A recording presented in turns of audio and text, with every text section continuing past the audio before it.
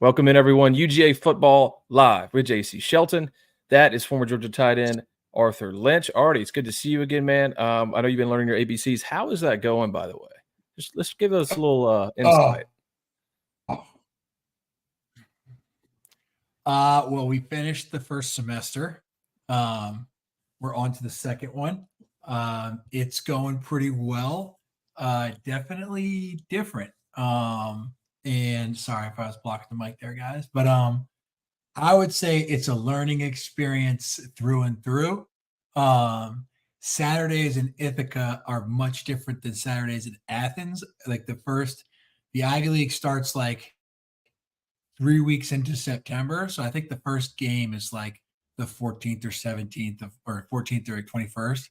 And like it was the first game of the season or first home game of the season. And it was Saturday. I was walking to the library and I was like, oh, there was a few extra people on campus, but it was still like, and then I was like, oh, it's like a probably parents' weekend or something. And like, oh, no, like they're playing Yale or something. And I was like, there's a game going on right now. And they're like, yeah. And I was like, interesting. I was like, when there's a game going on in Athens, Georgia, it looks like another country has invaded another country. You know what I mean? Like, there's 90,000 people who came in that are sitting in the stadium. There's another 100,000 people who are just in town that didn't go to the game.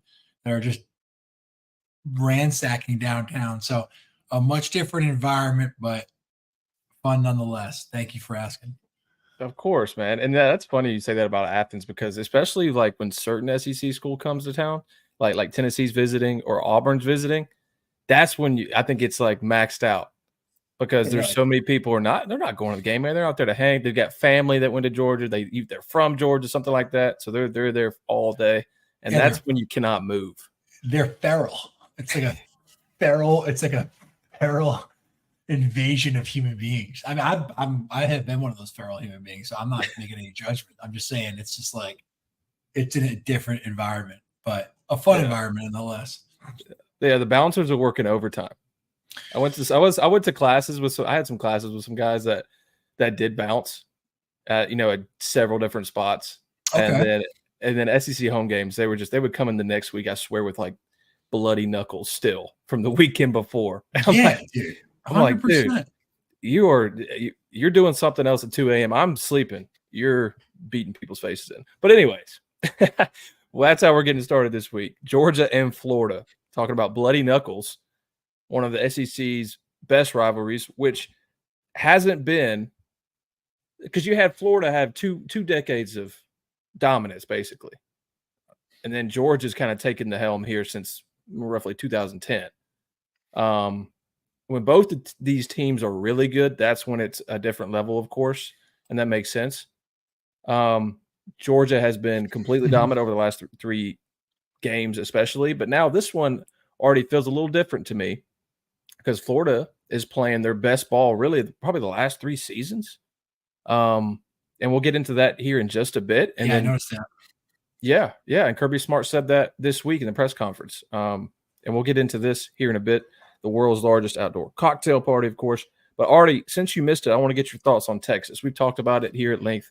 I won't get into my spill again. They've heard it from me. What did you think? What did you come away with from that win at Texas against the previously number 1 team in the sport? Yeah, I felt pretty good about Georgia's chances going in because of the way the stage was set. And what I mean by that is Georgia had lost to Alabama in Alabama. They kind of got caught with their pants down in the first half. They had to fight back, and then they kind of regrouped a little bit the next week, but not great. You know what I mean? They kind of fumbled around, but just they needed a defining game, right? And Kirby there's probably not a better coach. There's probably not a better coach in the country at basically creating a narrative, even if it's like a false narrative, a narrative like we've been doubted forever. Like no one believes in us. We're the underdog. Yet it's a roster full of 5 stars. They've won 2 national championships. They're the winningest program in the past 4 years. And like, I'm not making fun of him. I'm just saying like he has an uncanny ability to motivate his team in like letting a fire under their rear end, which to be honest, they were kind of missing earlier in the season.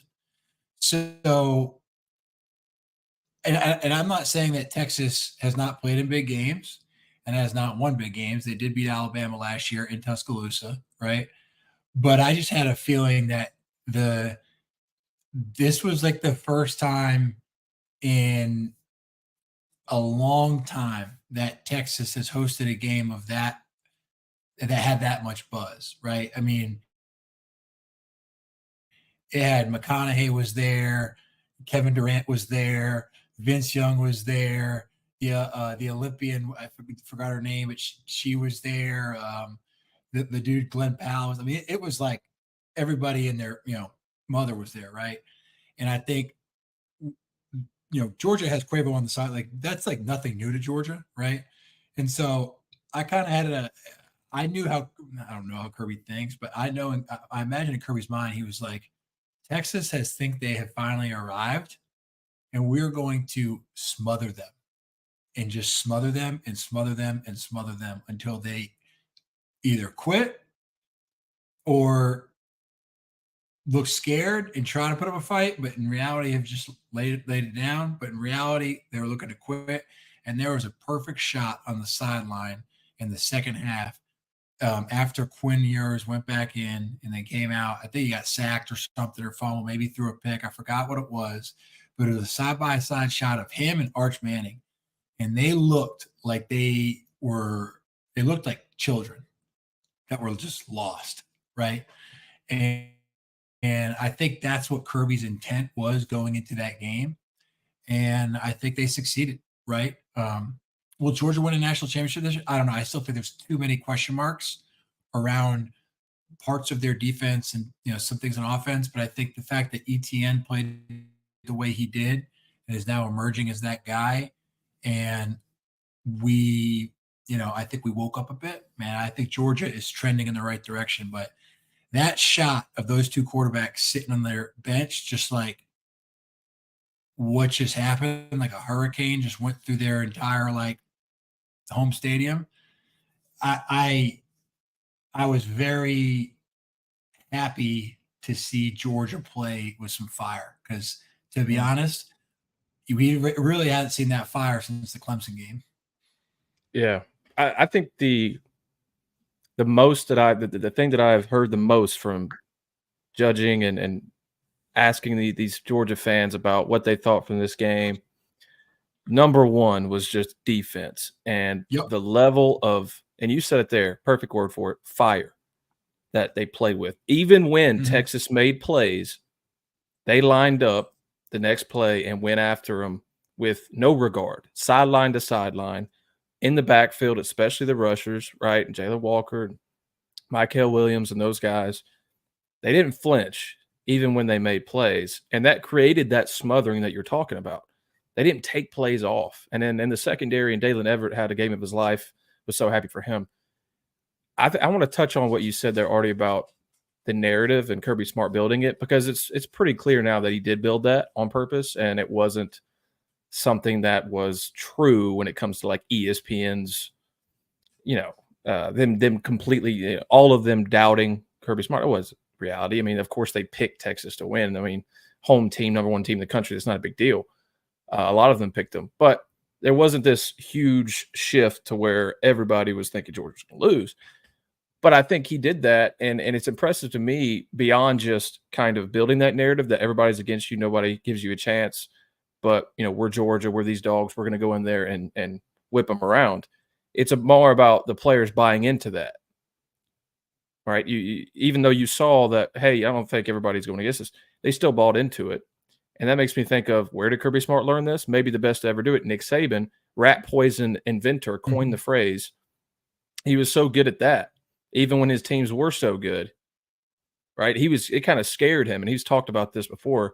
And it scared him when his teams were winning by huge amounts each game, week to week basis. just killing people because, he was thinking, okay, but when we get in a game where we don't play our best or where there's a lot of talent on the other side equal to ours, how do we respond then? Because we're not used to it.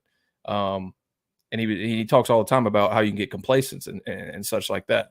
So it was such impressive performance that way, and it shows you that Kirby Smart's still on his A game when it comes to getting his teams to play up in these big games and at certain times where they're not the favored team here, and they take that to their advantage. I think that was really impressive.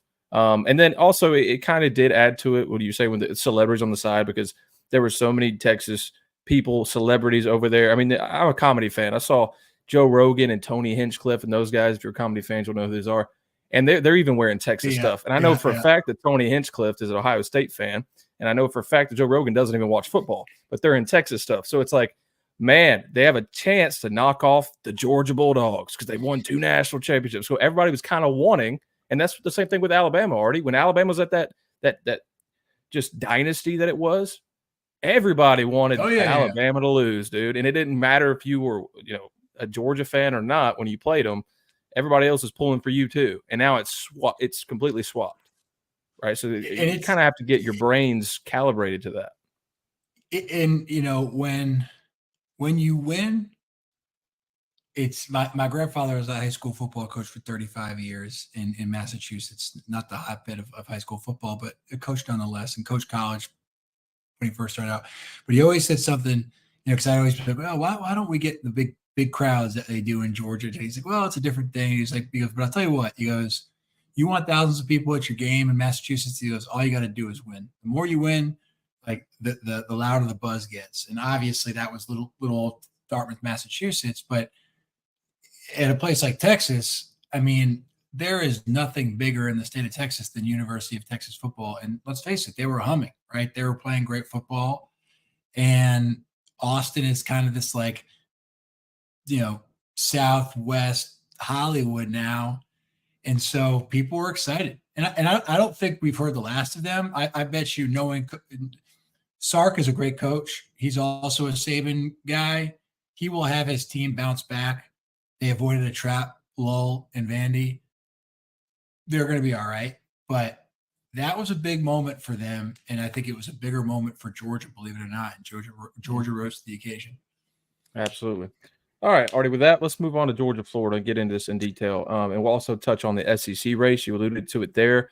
This is setting up to be, if you're an SEC fan in general, an awesome finish to the season because there's so many different avenues where this thing could go and who winds up in Atlanta and then, of course, gets the automatic bid. A lot to go into there. But this is a game, Artie, that – and it shouldn't have to be said, but we'll say it anyway, that Georgia cannot sleepwalk in Jacksonville.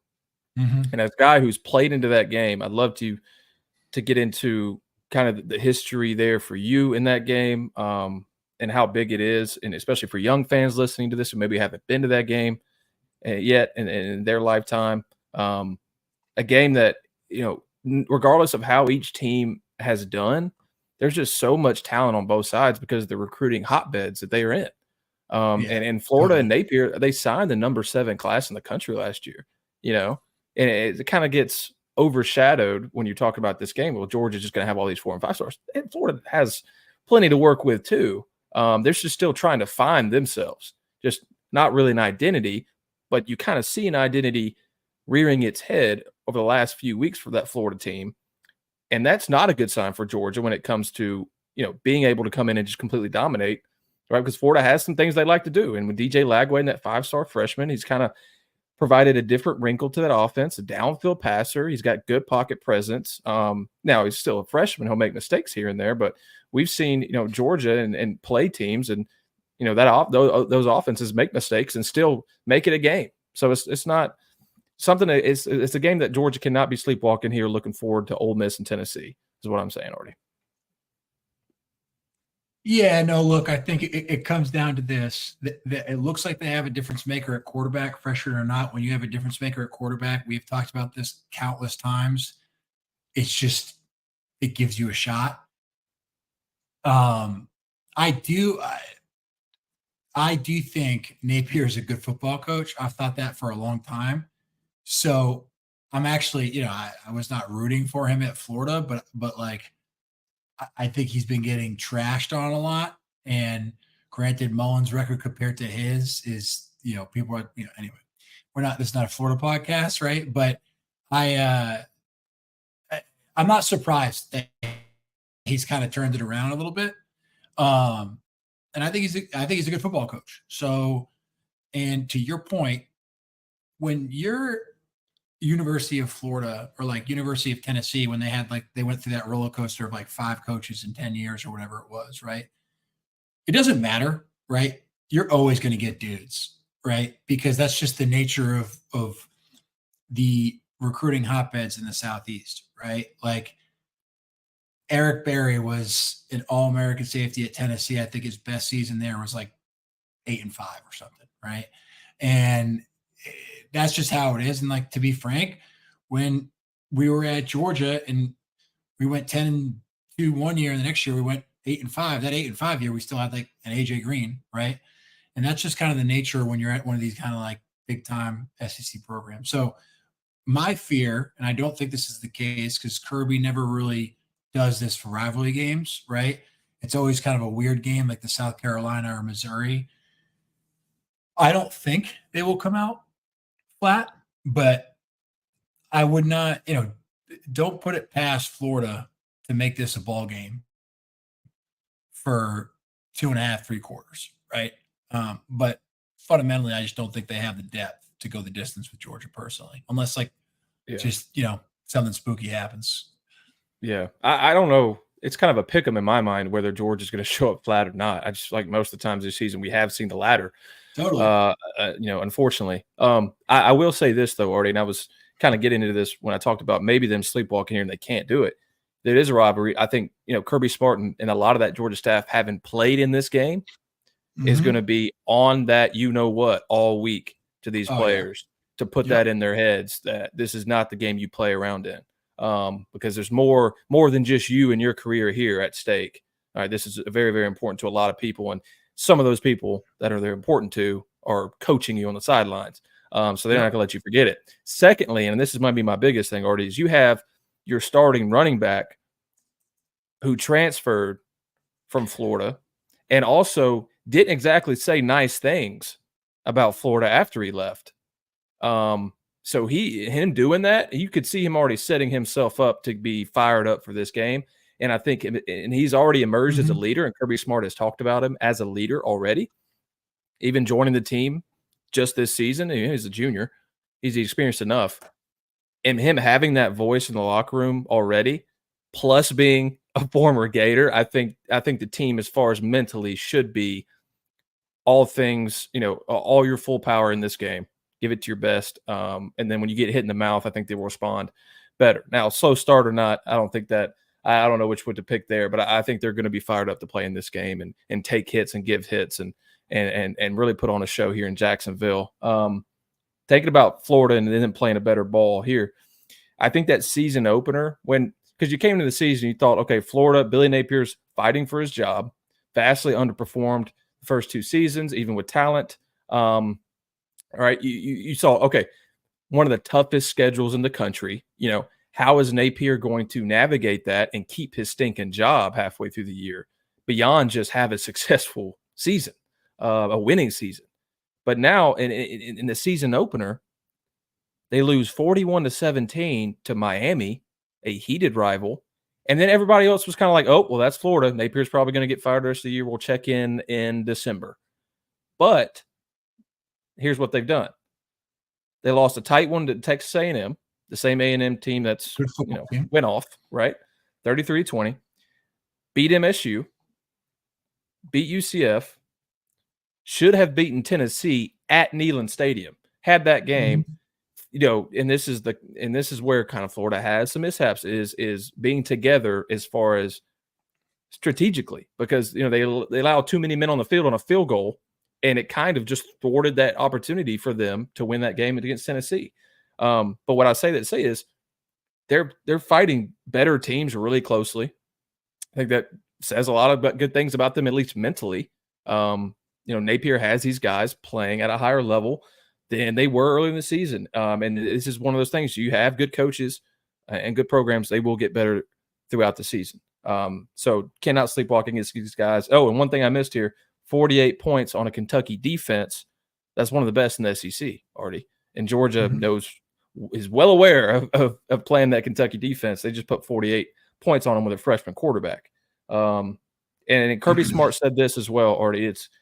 He started his presser against Florida, and it's no surprise to hear him talk good about another program. He does that no matter if you're playing Vandy or Tennessee or Bama, he's going to say good things. But he had a big emphasis, and his eyes lit up when he talked about big on the line of scrimmage. All right, and that's just what this is this point in the season. Man, these SEC games, who's going to win that line of scrimmage? Because Georgia, Texas, that was all dogs, both sides. And Florida has the size here and the talent to do it. Now, they have the depth to rotate guys in and keep that going all game. I don't think so. I think that's when Georgia's going to pull away.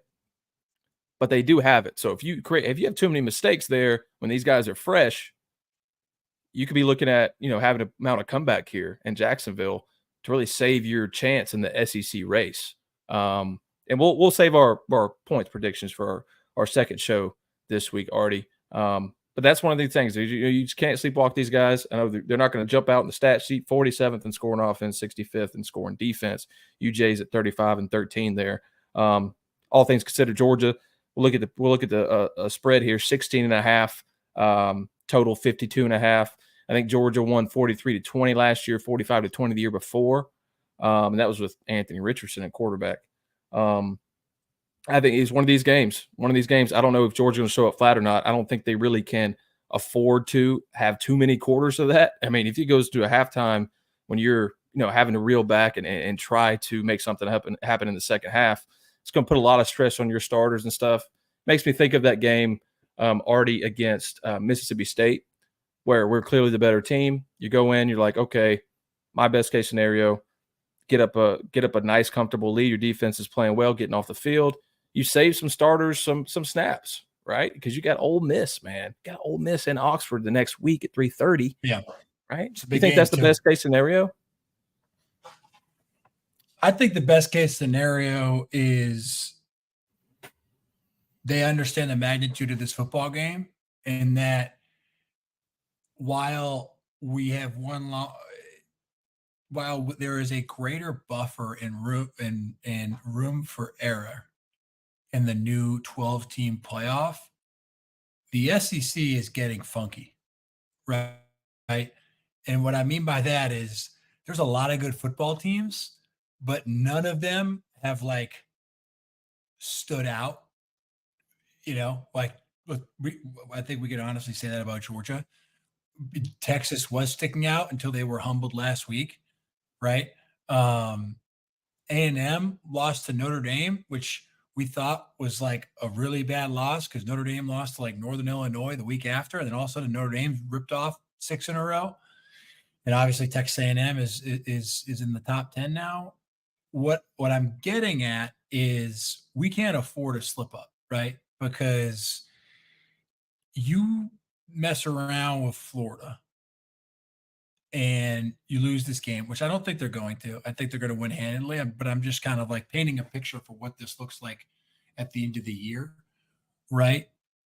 And then all of a sudden then you're in a dogfight for Ole Miss, right? Because Ole Miss realize their backs against the wall too, because they don't get the benefit of the doubt of having 3 losses. They have 3 losses, they're out, right?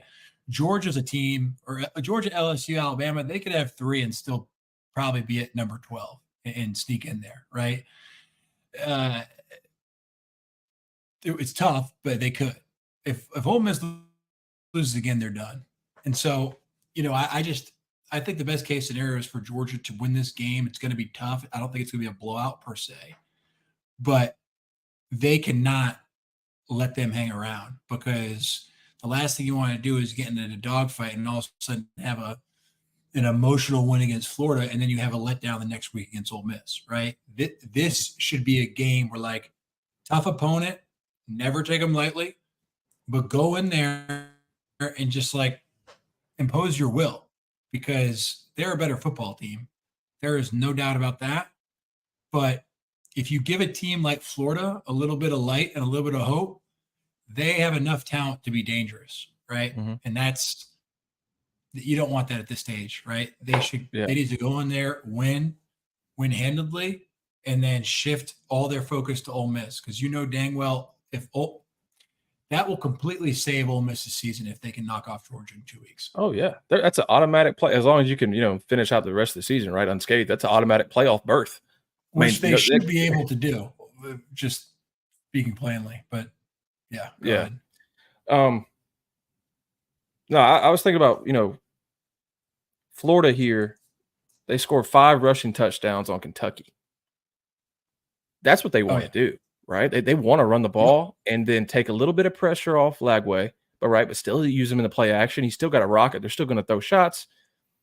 Georgia going to have to stop the run. And I always say that all the time already, and it gets very repetitive. But in the SEC, that's what they want to do in a team like that with maybe not as many weapons or maybe not as much experience at quarterback, maybe a defense that has games to where it just allows everything, especially intermediate and deep.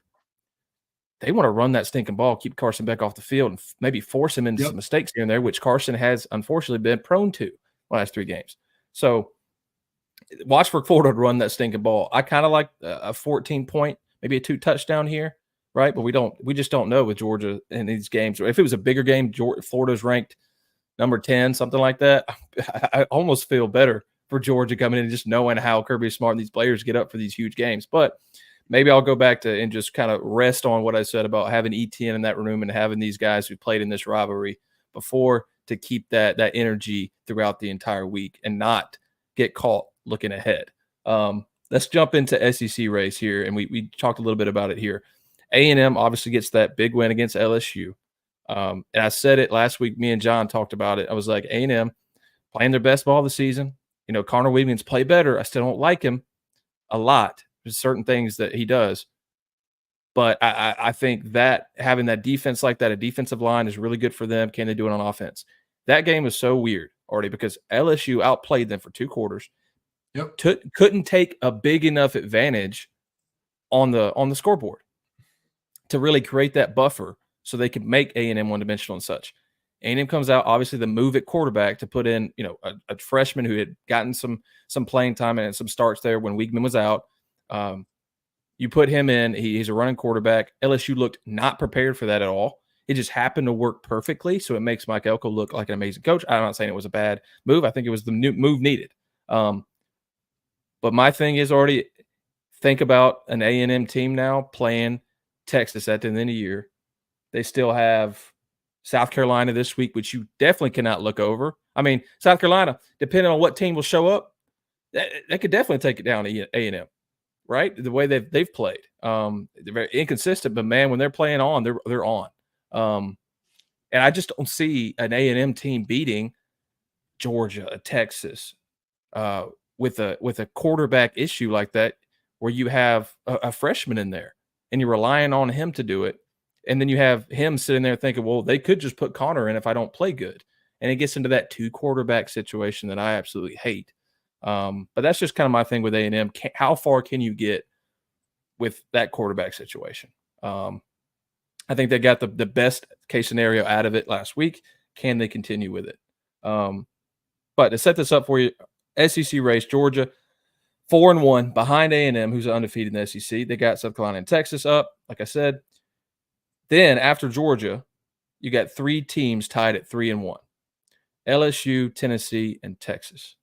So LSU still has Bama. That's going to be a night game in Baton Rouge, which LSU at night against that Bama team. I'm taking the Tigers. Then Oklahoma. It's kind of an odd game. Oklahoma's talent. Brent Venables is really fighting for his position. A good defense. You know what can happen in that game, especially after a high emotion game like against Bama. You have Tennessee, right? Tennessee, Mississippi State. Mississippi State has played teams tough. Michael Van Buren is playing well. Jeff Lebby's a heck of an offensive coordinator. And then you got Georgia. And listen here, already Tennessee doesn't win in Athens. They just don't win in Athens, man. Watching that team, they're so one-dimensional, dude. It's the same Tennessee we've seen is the weird part, because they were supposed to be different this year with Nico at the helm. He's making a lot of freshman mistakes. That defense is very stout. They hang with teams. And the losses they had, they've hung with teams all game until that defense gets a little gashed, man. They're a little tired, right? And then teams kind of overtake them. Then they got Vandy. And Vandy has been a problem. And they're going to be a problem as long as Pavia stays healthy for Tennessee in that season-ending game there. Texas has Florida. They're off this week. Have Florida, Arkansas, Kentucky, and A&M. And that might be the hardest stretch out of all the teams I just mentioned. Because you have a lot of teams that would be their Super Bowl win of the year, baby. That would just set their program on a higher direction here with any of those guys. Tech. Dude. Especially Tech. I mean, I was just looking at the schedule as well, and something tells me they're going to be fine. I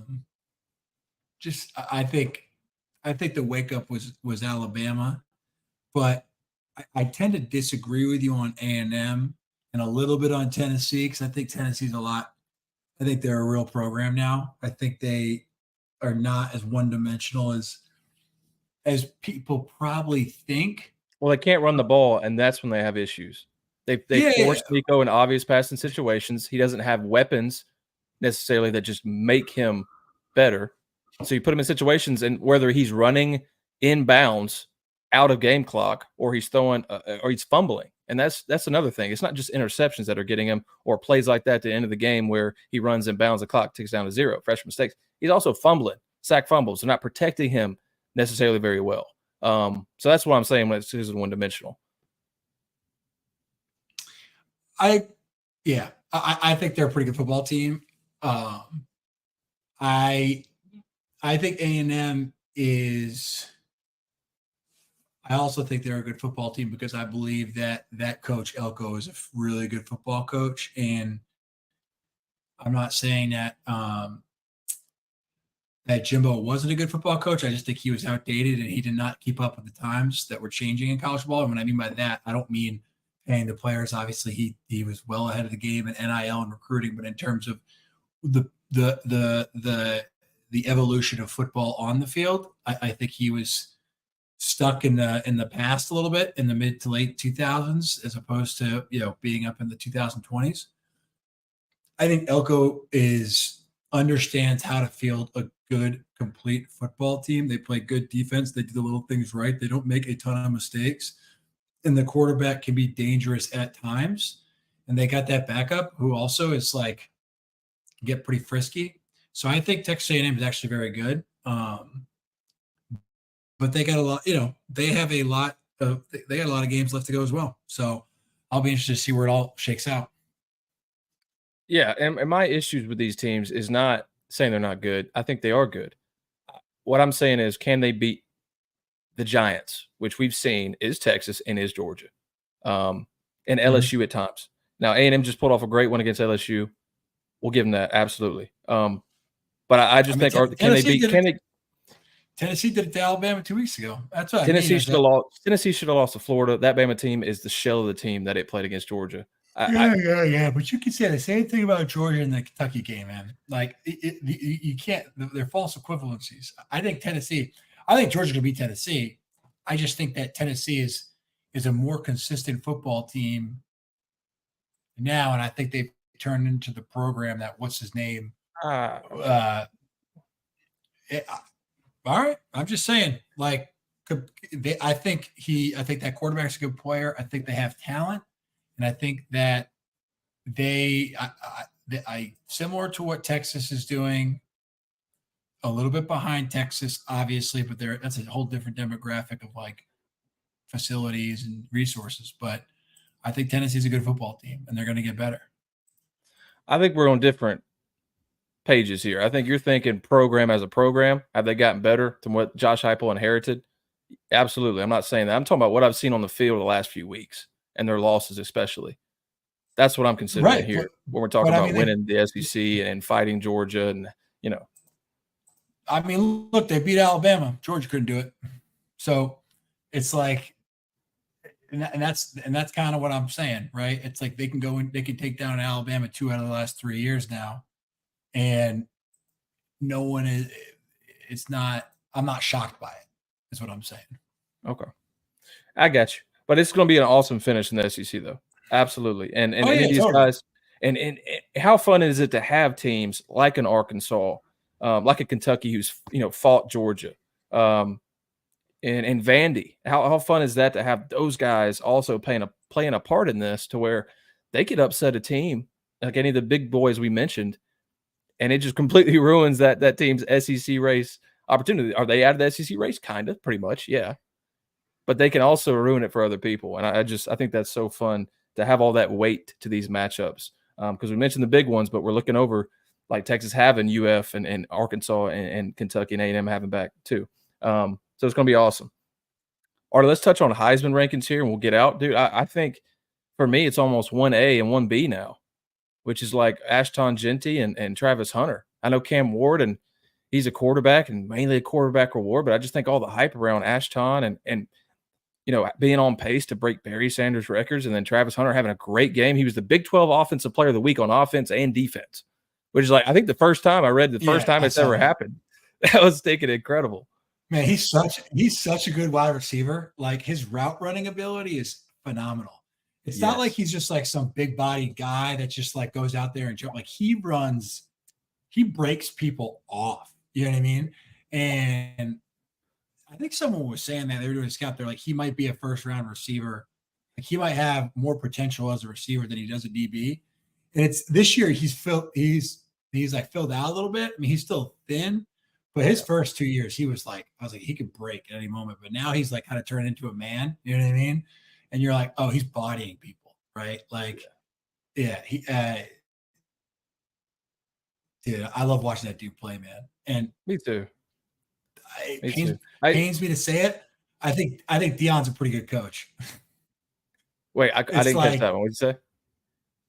I said it kind of pains me to say it, but I think Deion's a pretty good coach. Like, that turnaround that they have had there is ridiculous. They were so bad for so long. And I think they're like 3 in the Big 12. I was just checking the standings. I know we were going to talk about Heisman. Yeah. And they're a solid football team, man. I wrote about them today for Athlon, and it was impressive to me because they went 4-8 last year, and they haven't made a bowl since 2016. Yeah. And they haven't had more than 5 wins in a season since 2016. And they're already at 6-2. So no matter what happens the rest of the season, if I'm a Colorado fan, a suffering Colorado fan, I'm like, dude, we're going to a stinking bowl either way. We can lose the last 4 games of the season. We're going to the stinking bowl, which is kind of awesome. It's a hell of a job by and obviously the players deserve the credit because they're the ones playing it. But he called the shot. I think last year they were definitely loud, but I think if you look at how bad the roster was, and it'll be very interesting to see where they go in year 3 because they're going to lose Hunter, they're going to lose the quarterback, and but I think he's been recruiting pretty consistently, so it's interesting because I'll be interested to see what happens there. Yeah, they're going. I think they're 6-2. They're going for 5-star Julian Lewis from Georgia. Georgia pushed after him hard. He's a Carrollton guy, right? Yeah, and I think Colorado is putting a lot of stock on him, kind of as in, hey, you're the next guy because we need somebody. So they either maybe go a high school route like that or portal, and they fixed really the 2 areas that they had to, and that's kind of the impressive thing that Sanders has done. No, not through the high school ranks, but through the transfer portal, and we've seen it work one time for Mike Norvell, not work this year. We saw Colorado do it last year, right? And then they were going to do it again, right? 42 players, I think they pulled in transfer portal, lost 30-something. So it was like, okay, we're going to do it again. Maybe it'll work better this time, and it has. I mean, the offensive line's protecting better, and that defense is actually getting off the field at times, which has allowed these wins to happen against some decent Big 12 opponents. The Big 12, they don't have those guys at the top, but they're all pretty competitive, especially with each other. So it's made some really interesting games in the Big 12, and that's going to be a crazy race at the end too. And I think that's important when we're talking about Heisman rankings, Artie, because how's that team at the end of the year? Are they successful or not? And that's just such a big thing for Heisman, which is I think why Cam Ward is still at the top of a lot of people's boards. I think he should be statistically wise and how that team is performing, even though they got bailed out by the refs in 2 games. Should have lost those 2. But Ashton Genty, I would love to see him just pull it in, dude. That would be awesome. As a Boise It'd be State great guy. for Boise State, and then go on to the Pac-12 and all that stuff. I think it'd be huge for that conference because, and there's good football out there. It's just like, it's just like there's good football, and I'm a bit biased because I used to watch all those games growing up. And so, you like to see some of those like Mountain West teams get some credibility. You know what I mean? Some love. Yeah, and then they're right in the race, right? Is that Group of 5 college football playoff member. So can they pull it in? And if they do, and then Ashton's going to have even more hype around him because of that, because he's obviously going to have to be playing well if they make it. So it'll be a really interesting race there. But I like that we're talking about a stinking running back and a wide receiver cornerback as our Heisman guys, which is really fun to do for the sport because it's a quarterback award just gets monotonous at this point for me. Artie, I think that's a good place to end it, man. We'll do it that way. Georgia, Florida this week. We'll have another episode coming out later in the week. We'll break it down more in detail. We'll get by the numbers as well. If you're following us on the Pulse Sports Network on YouTube, Twitter, or Facebook, whatever you like to do, or only podcasts. Some folks like to listen. We appreciate it all. Please like and subscribe. Leave us a comment. We'll feature you on the show this week as we preview Georgia and Florida. World's largest outdoor cocktail party, 3:30, baby, in Jacksonville. We'll talk to you again this week.